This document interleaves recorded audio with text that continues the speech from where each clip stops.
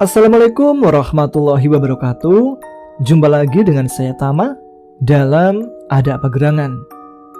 Episode kali ini dalam segmen Segurat Misteri yang akan menyajikan cerita-cerita misteri dengan gambar-gambar ilustrasi yang akan memudahkan kalian untuk mencerna cerita ini. Nah, kali ini ada sebuah cerita dari Rama Atmaja yang bercerita tentang Pok Nyar Kapuk Anyar. Pok Nyar, Kapuk Anyar. Suara itu terlontar beberapa kali ke telinga warga yang sedang dirindung ketakutan. Tinggi, mati wingi. Suara itu kembali berlanjut, semakin membuat orang-orang di dalam rumah didekap ketakutan. Kapuk Anyar atau kapas baru. Awalnya suara itu terdengar kala surup datang. Suara seperti teriakan seseorang tengah berjualan. Namun, sebelum seseorang datang menemui, terdengar kata kedua yang berbunyi tinggi, mati wingi, yang berarti meninggal kemarin. Belum sempat membuka pintu, Bu Fatmah bingung dengan nada suara kedua itu. Dalam batinnya, maksudnya apa? Ia kebingungan sambil memegang handle pintu. Suara gadis penjual kapuk semakin terdengar lantang di depan pintunya. Dan saat Bu Fatmah membuka pintu, ia pun terkejut. Terlihat gadis muda dengan pakaian lusuh dan wajah tertutup rambut dengan pandangan menunduk. Nampak dari sela-sela rambutnya wajah cantik gadis itu. Tetapi kulitnya pucat dan nada yang diucapkannya sangat datar. Kapuknya berapa, Mbak? Tanya Bu Fatmah melihat kapuk yang digendong gadis itu. Tetapi ia tidak menjawab dan terus menawarkan kapuknya. Pok Nyar, Kapuk Anyar. Merasa kasihan, Bu Fatmah semakin mendekat dan posisinya sekarang sudah berada di belakang gadis itu. Bu Fatmah memegang karung besar berisi kapuk yang digendong sang gadis sambil terus bertanya. Bu Fatmah melihat-lihat isi dalam dari bagian atas karung yang tidak tertutup. Namun, jawaban gadis itu tetap sama. Pok Nyar, Kapuk Anyar. Bu Fatmah semakin bingung. Perlahan menolehlah gadis yang berdiri saling membelakangi. Tinggi, mati wingi. Kata kedua itu kembali gadis itu ucapkan, namun dengan wujud berbeda. Bu Fatmah kaget. Ia terdiam, tubuhnya tidak bisa bergerak, sedangkan wajahnya memancarkan ketakutan. Hanya kata itu yang terlontar dengan begitu berat. Sedangkan kedua matanya melotot, tidak bisa terpejam. Padahal Bu Fatmah ingin memejam. Bagaimana tidak takut? Sosok gadis cantik penjual kapuk berubah menjadi sosok dengan kapas yang masih menempel di kedua matanya serta di kedua hidungnya. Sedangkan karung berisi kapuk hilang entah kemana. Zizah, gadis remaja yang hidup di bawah garis kemiskinan karena ditinggal pergi oleh kedua orang tuanya, kini harus hidup dengan sang nenek yang setiap harinya berjualan kapuk keliling. Siang itu, saat mentari condong ke tengah, Zizah masih asik mengambil buah kapuk dari pohonnya. Bermodalkan sebuah bambu panjang, ia mencari kapuk-kapuk yang biasa diambil, guna dijajakan oleh sang nenek untuk jualannya. Sesekali kerjanya terhenti, kala melihat teman sebayanya lewat mengenakan seragam putih abu-abu. Ingin rasanya mengenakan seragam itu dan berbaur dengan teman-teman sebayanya di sekolah.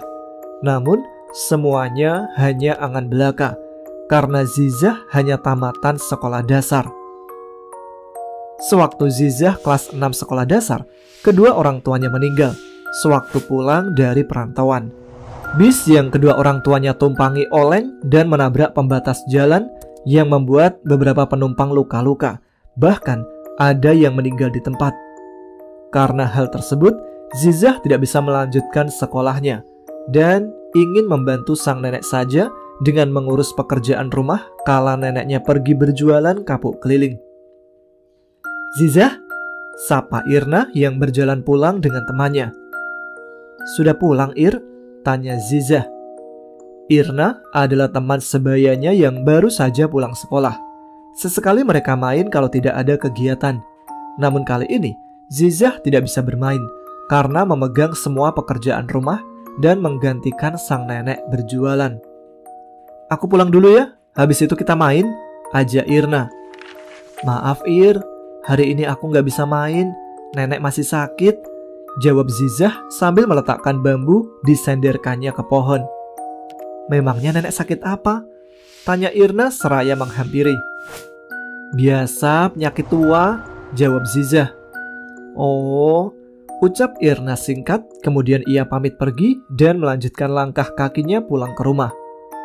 Zizah menatap kepergiannya. Angannya menerawang jauh, melihat Irna berjalan dengan dirinya yang juga mengenakan seragam SMA. Dirasa sudah cukup, Zizah membawa beberapa kapuk itu. Ia berjalan pulang ke rumah gubuknya yang tidak jauh dari pohon kapuk tersebut, meletakkannya di belakang rumah, lalu melihat kondisi sang nenek yang tengah berbaring di ranjang reot tanpa kasur. "Nek, makan dulu ya. Sudah lewat tengah hari, tapi nenek belum makan," ucap Zizah. "Emangnya masih ada makanan?" tanya neneknya menatap dengan mata berkaca-kaca. "Masih ada kok, Nek. Zizah ambilkan ya," balas Zizah lalu kembali ke dapur untuk mengambil makanan. Zizah membuka tudung saji di atas meja dapur. Dilihatnya sisa sedikit nasi dan 1 ekor ikan asin sebesar ibu jari. Ia meletakkan sisa nasi di atas piring lauk, lalu mengambil air minum dan segera pergi ke kamar sang nenek. "Masih ada nih, Nek.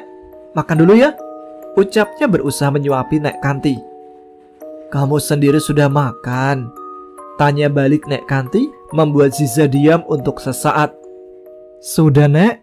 Tadi dikasih roti sama Irna," jawab Zizah berbohong. Zizah membohongi Nek Kanti karena ia tahu kalau Nek Kanti tahu kebenaran kalau Zizah belum makan, ia tidak akan mau makan. Disuapilah sang nenek secara perlahan. Lalu terbayang di pikirannya menggantikan sang nenek berjualan agar dapat uang untuk beli makan malam. "Nek, Zizah yang jualin kapuknya ya. Nenek istirahat aja," ucap Zizah disela menyuapi Nek Kanti. "Jangan, Cuk, biar nenek saja," balas Nek Kanti tersedak. "Tuh kan, minum dulu, Nek." Dengan sigap Zizah mengambil air minum dan diminumkan air tersebut ke Nek Kanti. "Sedari pagi kamu belum istirahat, sedangkan nenek sudah beberapa hari berbaring. Jadi biar nenek saja. Nenek sudah kuat, Cuk," ucap Nek Kanti setelah minum seteguk air.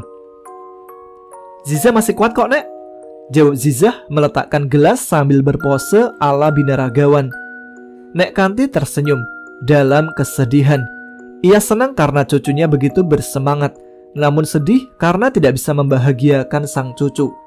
Ia pun ingin cucu satu-satunya hidup bahagia seperti anak-anak usianya, bukan malah menjadi beban bagi sang cucu.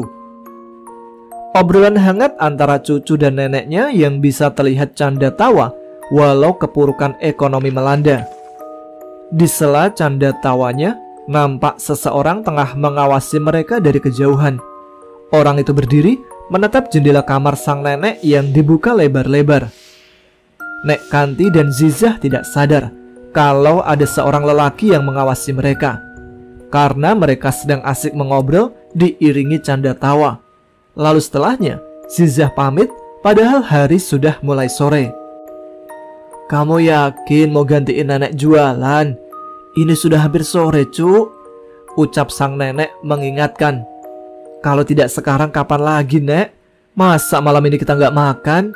Kalau Zizah nggak masalah, tapi nenek kan harus banyak makan," jawab Zizah membuat Nek Kanti terdiam. Dengan terpaksa, Nek Kanti harus melepas kepergian cucunya untuk berjualan. Jihan pamit setelah menggendong 1 karung kapuk. Nek Kanti hanya bisa tersenyum sambil menyuruhnya agar berhati-hati dan pulang sebelum matahari tenggelam. Selepas kepergian Zizah, Nek Kanti teringat kala cucunya masih kecil.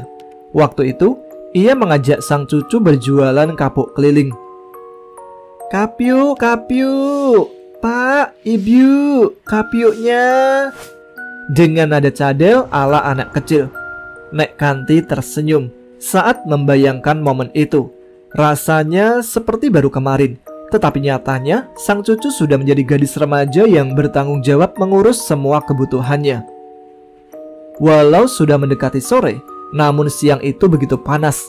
Sesekali Ziza mengelap peluh di keningnya sambil terus berucap, "Kapuknya, Pak, Bu, kapuk." Tetapi tidak ada seorang pun yang keluar rumah. Karena siang yang panas itu membuat para warga memilih beristirahat di dalam rumahnya. Dan sangat jarang Zizah menemukan warga duduk-duduk di teras rumahnya. Mentari sudah semakin condong ke barat. Nyanyian jangkrik sudah terdengar kala Ziza berjalan melewati jalan raya area persawahan. Dan lagi-lagi sosok bayangan seseorang laki-laki menatapnya dari kejauhan.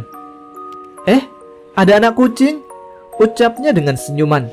Zizah melirik kanan dan ke kiri. Tidak nampak kendaraan mendekati. Ia tidak tahu kalau dirinya berada di jalanan tinggi, yang dimana jalan menurun sebelumnya tidak terlihat kalau ada truk dengan kecepatan tinggi melaju kencang menaiki jalan tersebut. Zizah yang suka dengan kucing menyeberangi jalan untuk mengambil kucing tersebut, mengamankannya agar tidak sembarangan menyeberang. Namun saat ia menyeberang, truk yang awalnya jalan menanjak kini lajunya semakin kencang karena sudah sampai di jalan mendatar. Zizah mengambil anak kucing itu, memeluknya, dan terdengar klakson panjang. Sang kernet berteriak memberitahu kalau di depannya ada seseorang yang tengah berdiri di jalan sebelah kiri agak menengah. Dengan sigap sang supir membanting setir ke kanan. Namun mendengar klakson panjang dan saat berpaling meliriknya, truk itu sudah ada di depan mata. Dengan sigap Zizah mengangkat tinggi-tinggi anak kucing yang digendongnya. Sedangkan truk yang mencoba menghindar, bagian kirinya menabrak dada Zizah dengan sangat kencang. Tabrakan itu tidak membuat Zizah terpental, namun seperti terserempet karena posisi truk yang mencoba menghindar. Sedangkan tubuh Zizah akhirnya terjatuh mencium aspal jalanan. Sang supir yang sudah sempat menghentikan kendaraannya sewaktu banting setir yang disertai mengerem, lantas melihat kaca spion. Dilihatnya tubuh gadis itu tergeletak tanpa adanya darah. Pikirannya hanya terserempet. Namun nyatanya bagian dalam tubuh Zizah sudah rusak parah. Sang supir dan kernet langsung turun menghampiri. Sedangkan Zizah melepaskan anak kucing yang masih ia genggam dengan kedua tangannya. Terlihat kucing itu mampu berjalan tanpa adanya luka, membuat Zizah tersenyum, lalu menyemburkan darah segar dari mulutnya. Beberapa kali Zizah menyemburkan darah segar dari mulutnya, membuat supir dan kernet itu ketakutan. Zizah tersenyum menatap sang anak kucing, lalu menghembuskan nafas panjang. Zizah meninggal.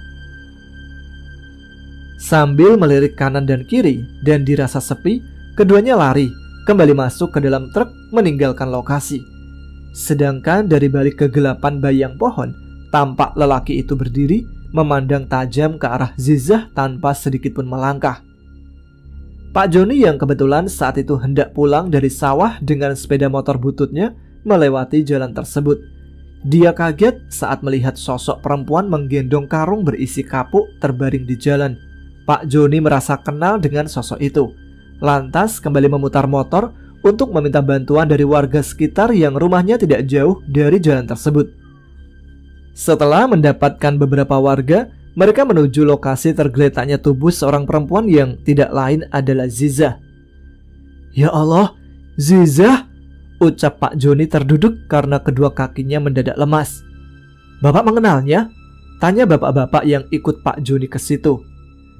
"Dia teman anakku, biasa main bareng, dan tidak tahu kenapa bisa jadi seperti ini," jawab Pak Joni mengusap air matanya.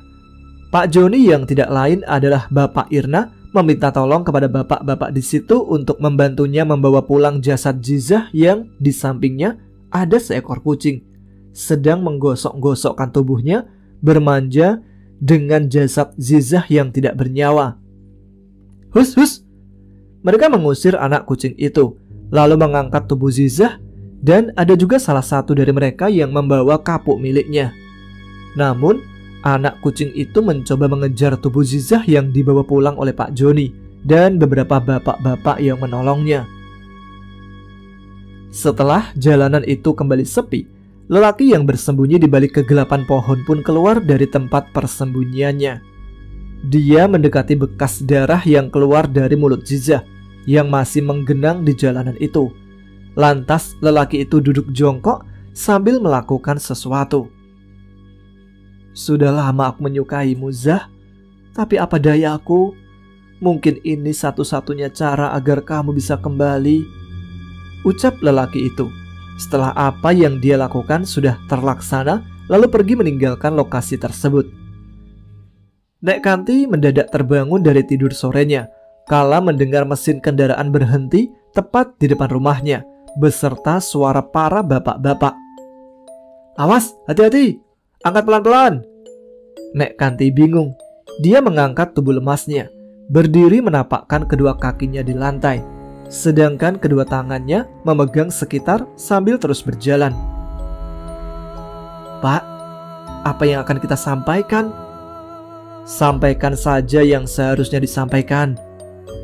Terdengar lagi suara bapak-bapak mengobrol di depan rumahnya, membuat Nek Kanti mempercepat langkah sambil kedua tangannya memegang apapun yang ada di sekitar, guna menopang tubuhnya yang lemas saat berjalan. Pintu depan dibuka. Terlihat beberapa bapak-bapak menundukkan kepala setelah melihat wajah Nek Kanti. Sedangkan salah satu dari mereka ada yang menggendong sesuatu yang tertutup kain dengan merah darah yang sesekali menetes ke tanah. Mata Nek Kanti masih menelisik. Dilihatnya salah seorang pemuda menggendong karung kapuk milik cucunya. Lantas Nek Kanti mendekati kepada Pak Joni, memegang kedua pundak Pak Joni dan mencengkramnya kuat-kuat. John, ada apa ini John? Tanya Nek Kanti bingung dengan linang air matanya. Maaf Nek, jawab Pak Joni singkat mengangkat kepala sambil melirik orang yang menggotong tubuh berselimut kain. Pak Joni memberikan kode untuk membawa masuk tubuh itu ke dalam rumah. Orang itu hanya mengangguk tanpa menjawab dan segera masuk. Permisi ya Nek, ucapnya. Sosok lelaki yang menggotong tubuh Zizah sebut saja Pak Wawan. Dia masuk ke dalam rumah sambil meletakkan tubuh Zizah di atas balai bambu yang ada di ruang tamu. Ini bohong kan John? Itu bukan Zizah kan? Tanya Nek Kanti menggoyang kuat tubuh Pak Joni. Para tetangga dan orang-orang yang lewat langsung berdatangan untuk melihat apa yang terjadi. Halaman rumah yang sepi itu mendadak ramai. Beberapa kali mereka bertanya kepada Pak Joni dan orang-orang yang bersamanya. Namun Pak Joni tidak bisa menjawab dan kemudian menangis sambil memeluk Nek Kanti. Maafkan aku Nek, saat aku menemukannya, posisi Zizah sudah tidak bernyawa. Nek Kanti kaget. Berasa kedua kakinya tidak kuat lagi menopang berat tubuhnya. Lalu seketika pingsan, menggelepar di atas tanah depan pintu rumahnya. Nek! Teriaknya sambil mencoba membangunkan Nek Kanti yang mendadak pingsan. Irna yang mendengar para warga berlari menuju rumah Nek Kanti segera mengikutinya. Ia bingung apa yang telah terjadi di rumah sahabatnya. Apa mungkin Nek Kanti meninggal? Pikirnya. Karena Nek Kanti sudah tua dan sakit-sakitan. Saat sampai di depan rumah Nek Kanti, sudah ramai orang-orang. Dan saat itu juga, tubuh Nek Kanti diangkat bapaknya masuk ke dalam rumah. Sebagian orang pun membantu, mereka mulai masuk. Bapak! Teriak Irna. Namun Pak Joni tidak mendengarnya. Irna merangsek menabrak beberapa orang agar bisa sampai di depan rumah. Lantas merangsek lagi menabrak beberapa orang yang berdiri di antara pintu. Barulah dia bisa masuk. Irna terperanjat kaget kala melihat sesosok tubuh tertutup kain. Tubuh Nek Kanti didudukkan di atas tikar di antara dinding rumahnya. Pak Joni berdiri, melirik ke arah belakang, melihat anaknya yang terdiam dengan wajah kaget. Ir, sebaiknya kamu pulang, perintah Pak Joni. Itu siapa, Pak? Siapa? Teriak Irna mendekati bapaknya sambil menenggelamkan wajahnya di dada sang bapak. Yang sabar ya, Nduk, ucap Pak Joni mengelus kepala anaknya. Irna menangis. Ia tidak kuasa menahan kesedihannya, lalu mundur beberapa langkah melirik ke arah tubuh tidak berdaya. Ir, panggil Pak Joni. Namun Irna terus melangkah tidak menghiraukan bapaknya. Perlahan Irna menggapai bagian kain yang menutupi wajah. Dipegang kain itu lalu dibuka secara perlahan. Irna berteriak memanggil nama sahabatnya. Ia tidak kuasa menahan tangis. Kaki-kakinya berasa tidak kuat lagi menopang tubuh. Irna terduduk dalam tangis menunduk. Di sisi luar, jauh dari remang pepohonan, lelaki itu menatap jauh melihat masuk ke dalam rumah lewat jendela yang ada di ruang tamu. Kali ini, lelaki itu langsung melangkah, berlari mendekati rumah dan langsung merangsek masuk ke dalam. Pak Joni berlari, langsung memegang kedua sela tangan anaknya dari belakang untuk membangunkannya. Namun dari sisi lainnya, ada tangan lain ikut membangunkan Irna yang tidak lain adalah lelaki itu. Yang sabar, Ir, ucap lelaki itu dan Irna langsung memeluknya. Mas Coki, ini bohong kan mas? Itu bukan Zizah, teriak Irna dengan tangisnya. Coki, geram Pak Joni, namun dia mengalah, mundur dan membiarkan anak semata wayangnya mendekap sesosok lelaki yang dicintainya. Coki bernama asli Condro, seorang pemuda desa pengangguran yang terinspirasi dengan hal-hal magis dan ilmu spiritual. Seorang yang tidak disukai oleh Pak Joni karena apa yang dilakukan Coki membuatnya tidak suka. Coki kerap berguru ke sana kemari ke siapapun yang didengarnya memiliki kemampuan spiritual guna berburu ilmu, menjadi murid orang itu. Bahkan sampai keluar kampung ke kecamatan berbeda, ke kabupaten berbeda, atau kota-kota lain. Dan kurang dari sebulan, Coki kembali ke kampung halamannya. Sudah hampir 3 tahun Irna dan Coki berpacaran. Akan tetapi sedari awal hati Coki hanya untuk Zizah seorang. Namun apa daya, Zizah tidak mau berpacaran dan hanya memikirkan sang nenek dan neneknya. Membuat Coki memilih Irna untuk melampiaskan kekesalannya dan ingin membuat Zizah cemburu. Namun tidak bagi Zizah. Malah ia senang karena Irna yang sedari dulu suka dengan Coki malah bisa menjadi pacarnya. Coki pun tidak bisa berbuat apa-apa karena cinta yang diberikan Irna begitu tulus kepadanya. Secepatnya kita kebumikan, ucap Coki membuat orang-orang mendengarnya kaget. Begitupun Irna yang sampai melepas pelukannya, memandang datar ke wajah Coki. Apa maksudmu? Sudah jam segini mau nguburin, jam berapa selesainya? Kamu kira nguburin hewan ternak? Geram Pak Joni mendorong tubuh Coki. Rencanaku bisa gagal, gumam Coki dalam batinnya. Keluar! Teriak Pak Joni mengusir Coki. Coki pun keluar dan terdengar bisik-bisik orang menjelekkan dia. Namun Coki memilih diam. Dia berlalu meninggalkan rumah itu. Kenapa sih Pak? Dari dulu apa salah Mas Coki? Bapak tega sama Irna. Teriak Irna meninggalkan sang bapak. Irna berlari keluar mengejar Coki, namun tidak didapati kekasihnya itu. Irna mengedarkan pandangan, namun tetap saja sosok Coki tidak terlihat. Bak hilang di telan gelap yang sudah kian mendekati malam. Lampu teplok mulai dinyalakan oleh Pak Joni di setiap sudut ruangan rumah Nek Kanti. Sedangkan bagian luar dan beberapa sudut rumah dipasangi beberapa obor oleh para warga. John, terima kasih ya, ucap Nek Kanti. Tidak usah sungkan Nek, jangan anggap aku orang lain, balas Pak Joni yang masih berdiri usai menyalakan lampu teplok di ruang tamu. Nenek yang sabar ya, anggap saja ujian. Lanjutnya mendekati Nek Kanti yang masih duduk bersandar di antara dinding. Iya, terima kasih, jawab Nek Kanti memandang Pak Joni, lalu melirik ke arah cucunya yang tengah terbaring dengan raut wajah sedih tertutup senyum. dan malam pun berlalu. Keesokan harinya, jenazah Zizah sudah siap dimakamkan. Tampak banyak para warga berbondong bertakziah sampai mengantarkannya menuju area pemakaman. Irna hanya mengikuti dari kejauhan, sedangkan Coki mengiringi lewat remangnya rimbun pepohonan. Surup datang. Coki mulai melakukan ritual di balik remangnya kamar. Lalu, sesosok makhluk menyerupai Zizah pun hadir. Dan dia menyuruh menghantui keluarga si penabrak agar mereka ketakutan. Saat Bu Fatmah mendadak pingsan di depan rumahnya, membuat Pak Arif keluar rumah karena tidak mendapati istrinya kembali masuk padahal sudah hampir isya. "Ibu lagi apa sih? Sudah gelap masih aja di luar rumah?" gumam Pak Arif berjalan melalui lorong rumahnya. Sampai di depan pintu, dia membukanya. Pak Arif kaget kala melihat sang istri tergeletak di depan rumah. "Bu, ibu!" teriaknya sambil berlari kecil duduk berjongkok di samping tubuh sang istri. Nampaknya masih bernafas. Bu Fatmah hanya pingsan.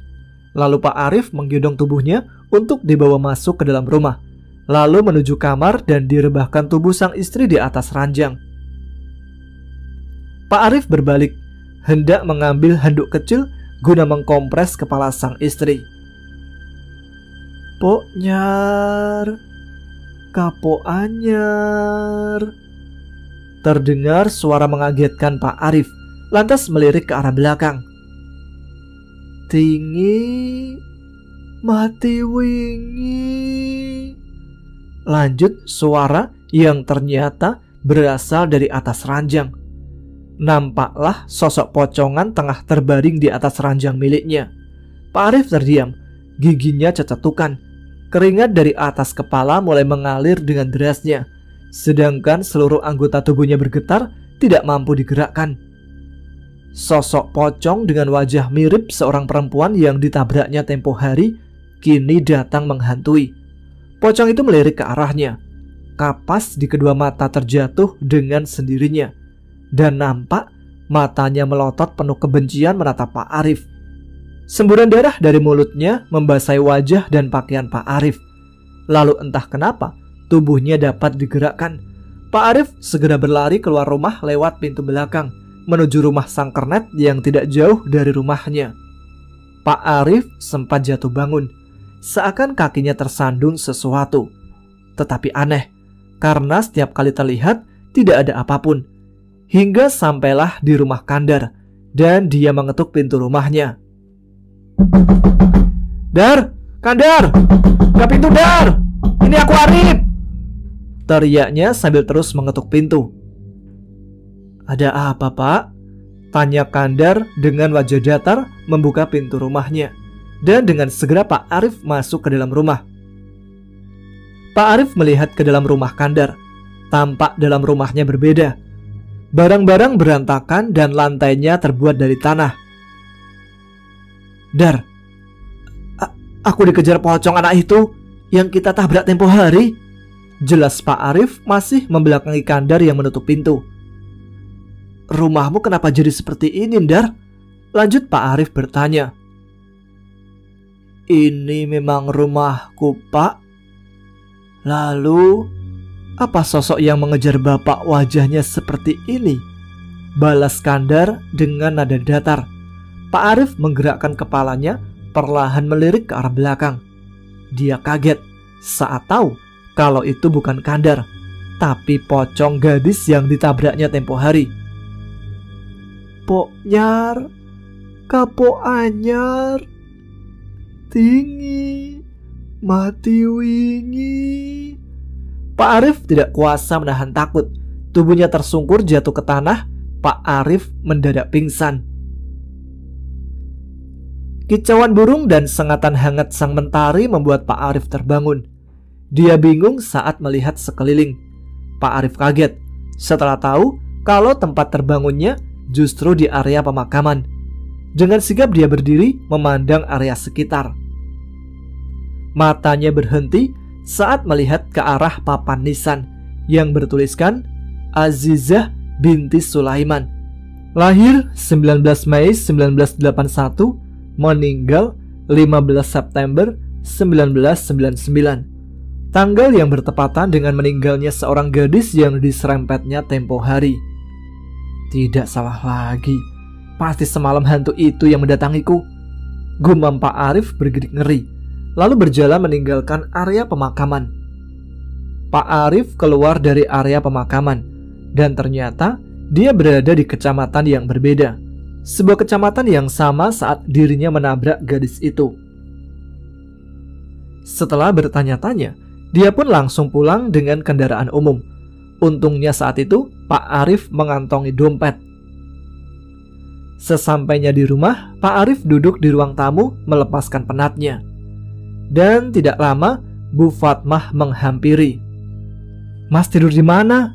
Semalam aku ketakutan, tapi malah ditinggal," keluh Bu Fatmah duduk di sebelahnya. "Semalam diganggu tinggi, Puknyar, bahkan menyamar jadi kamu dan Kandar." "Alah, ngomong apa kamu mas?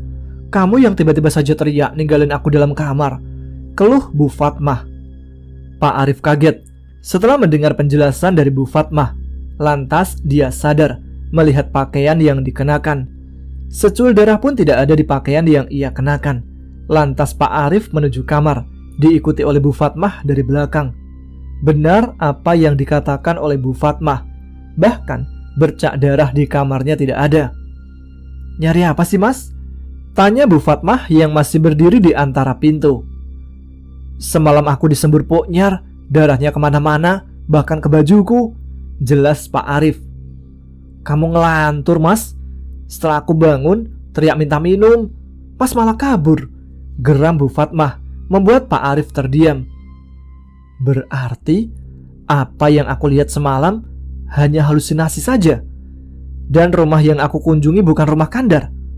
Tapi kenapa bisa aku sampai di area pemakaman itu yang jelas jauh dari rumahku?" tanya Pak Arif dalam hati. Suara ketukan terdengar dari pintu depan. Bu Fatmah bergegas keluar kamar, lalu disusul oleh Pak Arif yang mengekor dari belakang.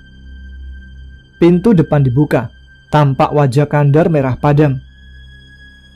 Bu Fatmah yang membukakan pintu bergegas menyuruh Kandar masuk dan ketiganya duduk di ruang tamu.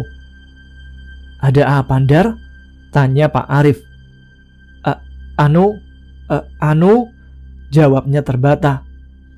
"Bilang saja ada apa," perintah Pak Arif, sedangkan Bu Fatmah bergegas ke dapur untuk membuat kopi. "Poknyar, tinggi," jawab Kandar dengan lantang sambil mengusap keringat di kening. "Oh, kamu juga ya?" tanya Pak Arif sambil menyalakan api rokok kreteknya. "Loh, Bapak juga?" tanya balik Kandar dengan tatap penasaran. Pak Arif terdiam sambil menghisap rokok dalam-dalam, mengeluarkan asapnya, kemudian menceritakan apa yang terjadi semalam. Membuat Kandar terdiam, menelan ludah dengan tatap ketakutan. "Diminum dulu, Ndar," ucap Bu Fatmah sambil menaruh 2 gelas kopi di atas meja. "Sebenarnya ada apa sama kalian? Aku curi dengar saat di dapur," lanjut Bu Fatmah mulai duduk di samping suaminya. Kandar mengambil gelas, menyeruput kopi panas, membuatnya kelojotan dan jadi bahan tertawaan Pak Sutri yang ada di sampingnya. Kemudian Kandar menceritakan kejadian semalam waktu dia didatangi sosok tinggi, Puknyar. Malam itu, sedang asiknya membaca berita di koran sambil meminum kopi hangat di ruang tamu, tiba-tiba terdengar suara ketukan, membuatnya beranjak dari tempat duduk. Dengan segera Kandar membuka pintu dan alangkah terkejutnya saat melihat sosok pocong lengkap dengan kapas di hidung. "Poknyar, kapok anyar, tinggi, mati wingi," ucap sosok itu membuat Kandar terpaku, kemudian jatuh pingsan di depan pintu.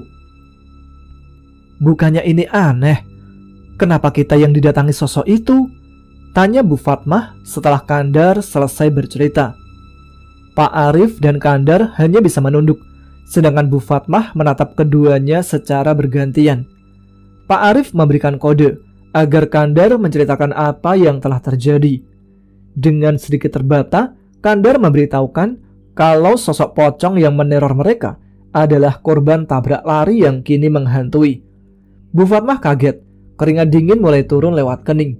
Lantas ia mengusulkan agar suami dan temannya itu mendatangi kediaman korban untuk minta maaf. Tanpa bisa menolak, keduanya menyetujui apa yang Bu Fatmah usulkan. Akan tetapi, Pak Arif pergi mandi lebih dulu, dan setelahnya mereka bertiga mulai keluar rumah untuk mencari tahu korban itu siapa dan meminta maaf kepada keluarganya. Pak Arif dan Bu Fatmah berboncengan motor, sedangkan Kandar menaiki motornya seorang diri. Lantas ketiganya tancap gas menuju perumahan yang tidak jauh dari tempat meninggalnya si korban. Setelah bertanya ke beberapa orang, mereka mendapatkan alamat yang dituju, lalu segera menuju ke tempat tersebut. Sesampainya di rumah yang dituju, mereka melihat sosok nenek renta tengah menyapu halaman rumah diiringi batuk berdahaknya. Ketiganya turun dari motor, lantas mendekati nenek tersebut yang tidak lain adalah Nek Kanti. Kandar bertanya perihal korban yang meninggal, dan sang nenek menjawab kalau korban itu adalah cucunya. Mereka diam sejenak, sedangkan Nek Kanti menatap penuh curiga. Akan tetapi, Bu Fatmah meminta izin masuk ke dalam rumah dan Nek Kanti menyetujuinya. Setelah semuanya masuk dan duduk di atas tikar usang yang ada di ruang tamu, dengan nada sedikit terbata, Bu Fatmah menjelaskan maksud kedatangannya. Pukulan telak Nek Kanti rasakan menghujam hati. Ia meneteskan air mata saat mendengar apa yang Bu Fatmah jelaskan. Kandar dan Pak Arif meminta maaf, tetapi Nek Kanti tidak menyalahkan mereka. Ia paham kalau sang cuculah yang bersalah. Melihat kondisi rumah dan Nek Kanti yang sudah renta, Bu Fatmah menawarkan diri untuk merawat Nek Kanti, serta akan membiayai semua keperluan tahlil. Awalnya Nek Kanti merasa enggan, tetapi akhirnya ia mau kala melihat kondisinya yang tidak mampu.